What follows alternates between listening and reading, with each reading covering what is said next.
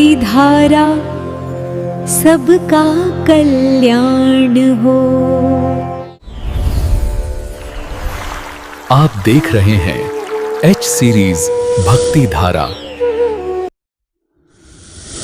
जय श्री राम श्रोताओं, आज आपको मैं गरुड़ पुराण के अंतर्गत सर्पों के विष हरने के उपाय तथा दुष्ट उपद्रवियों को दूर करने के मंत्र प्राण स्वरी विद्या के बारे में बता रहा हूँ, तो सुनिए। श्री सूत जी ने बोले, ये ऋषियों, अब मैं शिव द्वारा पक्षीराज गरुड़ को सुनाए गए प्राणेश्वर महामंत्र का वर्णन करता हूँ, किंतु उसके पूर्व उन स्थानों का वर्णन करूंगा जहाँ सर्प के काटने से प्राणी जीवित नहीं रह सकता। शमशान, वाल्मीकि, बौमी, पर्वत, कुआ और वृक्ष के कोटर, इन स्थानों पर स्थित सर्प के द्वारा काट लेने पर यदि उस दांत लगे स्थान पर 3 प्रचंड रेखाएं बन जाती है तो वह प्राणी जीवित नहीं रहता। षष्ठी तिथि में करक मेष राशि में आने वाले नक्षत्रों तथा मूल, अश्लेषा, मघा आदि क्रूर नक्षत्रों में सर्प दंश होने से प्राणी का जीवन समाप्त हो जाता है तथा खाक, कटी गला, संधि स्थान, मस्तक या कनपट्टी के अस्थिभाग और उदरादि में काटने में प्राणी जीवित नहीं रहता है। यदि सर्पदंश के समय दंडी, शस्त्रधारी भिक्षु तथा नग्न प्राणी का दर्शन होता है तो उसे काल का ही दूत समझना चाहिए। हाथ, मुख, गर्दन और पीठ में सर्प काटने से प्राणी जीवित नहीं बचता। दिन के प्रथम भाग के पूर्व अर्ध याम का भोग सूर्य करता है। उस दिवाकर भोग के पश्चात गणना क्रम में जो ग्रह आते हैं उन ग्रहों के द्वारा यथाक्रम शेष यामों को भोग होता है। इस काल गति में प्रत्येक 6 दिन 6 परिवर्तन के साथ अन्य शेष ग्रहों का भोग माना गया है तथा ज्योतिषियों ने काल चक्र के आधार पर रात्रि काल में शेषनाग, सूर्य वासुकी नाग, चंद्र तक्षक नाग, मंगल कर्कोटक नाग, बुध पद्म नाग, गुरु महापद्म नाग, शुक्र शंख नाग और शनि और कुलिक नाग राहु को स्वीकार किया है। रात या दिन में बृहस्पति का भोग काल आने पर सर्प देवों का भी अंत करने वाला हो जाता है। अतः इस काल में सर्प द्वारा काटा गया प्राणी बच नहीं सकता। दिन में शनि ग्रह की वेला के आने पर राहु अशुभ धर्म से संयुक्त रहता है, अतः वह अपने यामार्ध भोग एवं संधि काल की अवस्थिति के काल में अर्थात यमराज की गति के समान गतिमान रहता है। रात्रि और दिन का मान लगभग 30-30 घटिका होता है। इस मान के अनुसार निर्मित काल चक्र में चंद्रमा प्रतिपदा तिथि को पादा, द्वितीया को पैर से ऊपर, तृतीया को गुल्ब, चतुर्थी को जानु, पंचमी को लिंग, षष्ठी को नाभि, सप्तमी को हृदय, अष्टमी को स्तन, नवमी को कंठ और 10वीं को नासिका, एकादशी को नेत्र, द्वादशी को कान, त्रयोदशी को भौं, चतुर्दशी को संग अर्थात कनपट्टी तथा पूर्णिमा और अमावस्या को मस्तक पर स्थान करता है, निवास करता है। पुरुष के दक्षिणा में तथा स्त्री के वाम भाग में चंद्र की स्थिति होती है। चंद्र की स्थिति जिस अंग में होती है उस अंग में सर्प के डसने पर प्राणी जीवित बच सकता है। यदि सर्पदंश से शरीर में उत्पन्न हुई मूर्छा शीघ्र समाप्त होने वाली नहीं है, फिर भी शरीर में बर्धन से वह दूर हो सकती है।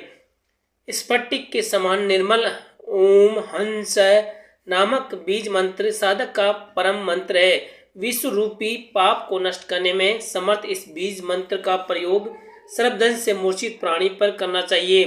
इसके 4 प्रकार है। प्रथम मात्रा बीज बिंदु से युक्त है, दूसरा स्वरों से संयुक्त है, तीसरा 6 स्वरों वाला और चौथा विसर्ग युक्त है। प्राचीन समय में पक्षीराज गरुड़ ने तीनों लोकों की रक्षा के लिए ओम क्रू कुले स्वाहा इस महामंत्र को आत्मसात किया था। अतः सर्प एवं सर्पणियों के विष को शांत करने के लिए इच्छुक व्यक्ति को मुख में ओम, कंठम कुरु, दोनों गुल्फों में कुले तथा दोनों पैरों में स्वाहा मंत्र का न्यास करना चाहिए। जिस चर में उपयुक्त मंत्र भली प्रकार से लिखा रहता है, सर्प उस घर को छोड़कर चले जाते हैं। जो मनुष्य 1000 बार इस मंत्र के जप से अभिमंत्रित सूत्र को कान पर धारण करता है, उसको सर्प भय ध्यान पूजन और जप करता है, वह सर्प विष को दूर करने में समर्थ होता है। क्योंकि यह मंत्र विषधर नागों के नासिका भाग और मुंह की श्वास नली को भी रोकने में पूर्ण समर्थ है। यह मंत्र शरीर की त्वचा, मांस आदि में व्याप्त सर्प विष को भी विनष्ट कर देता है। सर्पदंश से मूर्छित प्राणी के शरीर में ओम हंस मंत्र का न्यास करके भगवान नीलकंठ एवं देवों का भी ध्यान करना चाहिए। ऐसा करने से यह मंत्र अपनी वायु शक्ति के द्वारा उस संपूर्ण विष का हरण कर लेता है। पतंगिका की जड़ को चावल के जल के साथ पीसकर पीने से विष का प्रभाव दूर हो जाता है।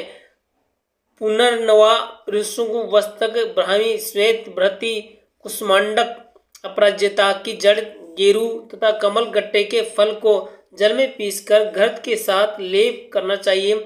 इस प्रकार बना हुआ लेप भी शरीर में लगाने से विष को शांत कर देता है। सर्प के काटने पर जो मनुष्य उष्ण गर्म का घृत का पान कर लेता है उसके शरीर में विष का अधिक प्रभाव नहीं बढ़ता। सर्पदंश होने पर शीरीष नामक वृक्ष के पंचांग, पत्र, पुष्प, फल, मूल और छाल के सहित गाजर के बीजों को पीसकर स्वांग में लेप करने से अथवा पीने से भी विष का प्रभाव समाप्त हो जाता है।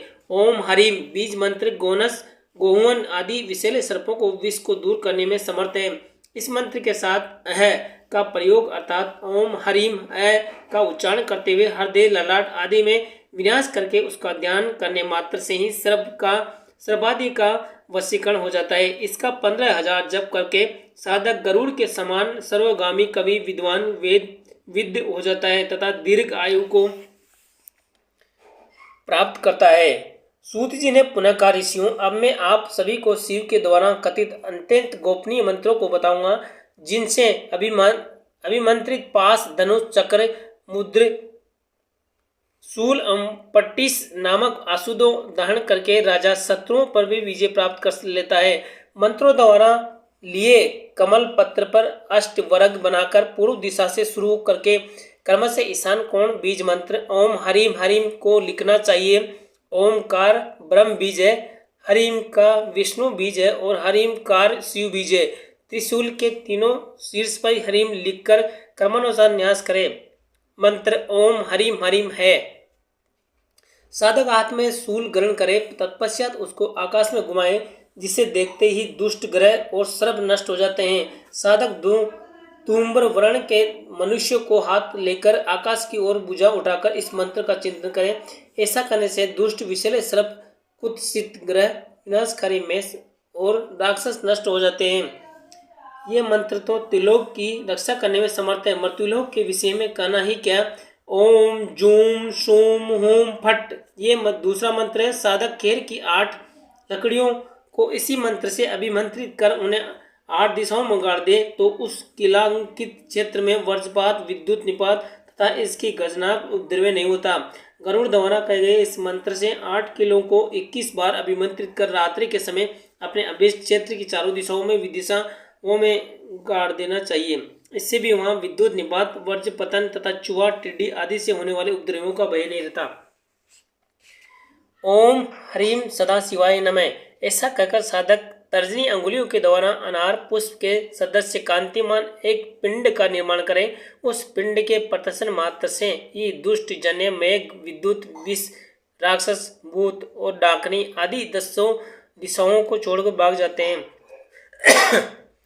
ओम हरीम गणेशाय नमः। ओम हरीम स्तम्भनादिचक्राय नमः। ओम हेम बाहे त्रिलोकंडामराय नमः। इस मंत्र संग्रह को भैरव पिंड कहा जाता है। यह भैरव पिंड विष तथा पाप ग्रहों के कुप्रभावों को समाप्त करने में समर्थ है। ये साधक के कार्य क्षेत्र की रक्षा एवं भूत, राक्षस आदि की उपद्रवी शक्तियों को नष्ट करता है। ओम नमः ये कहकर साधक अपने हाथ में इंद्र वज्र का ध्यान करें। इस वज्र मुद्रा में विष, शत्रु और भूत गण विनष्ट हो जाते हैं। ओम क्षोम चे नमः इस मंत्र से बाएं हाथ में पास का स्मरण करें, जिससे विष तथा भूतादि का विनाश होता है। इसी प्रकार ओम हरिम हरोम नमः इस मंत्र के उच्चारण से उपद्रवकारी मेघ एवं पाप ग्रहों के प्रभाव नष्ट हो जाते हैं। कर्तांत यमराज का ध्यान करके साधक छेदक अस्त्र भाले से शत्रु समूह का विनाश करें। ओम क्षण क्षम नमः इस मंत्रोच्चार के साथ ही काल भैरव का ध्यान करके मनुष्य पाप ग्रह भूत विष के प्रभाव का शमन कर सकता है। ओम लसद्दी जिहाक्ष स्वाहा। इस मंत्र का ध्यान करके मनुष्य खेती बाड़ी में विघ्न डालने वाले ग्रह भूत विष पक्षियों का निवारण कर सकता है। ओम शम क्षण नमः। इस मंत्र को रक्त वर्ण की स्याही से नगाड़े पर लिखकर उसे बजना चाहिए। उसके शब्दों के सुनकर पाप ग्रह आदि सभी उपद्रवकारी तत्व भयभीत हो उठ जाते हैं। जय श्री राम। ये आपको जो सर्प दंश से बचने का जो उपाय बताया है वह कैसा लगा कृपया कमेंट करके जरूर बताएं। और ऐसी ही कथा सुनने के लिए हमारे चैनल एच सीरीज भक्ति धारा को सब्सक्राइब करें। जय श्री राम। एच सीरीज भक्ति धारा को सब्सक्राइब करें।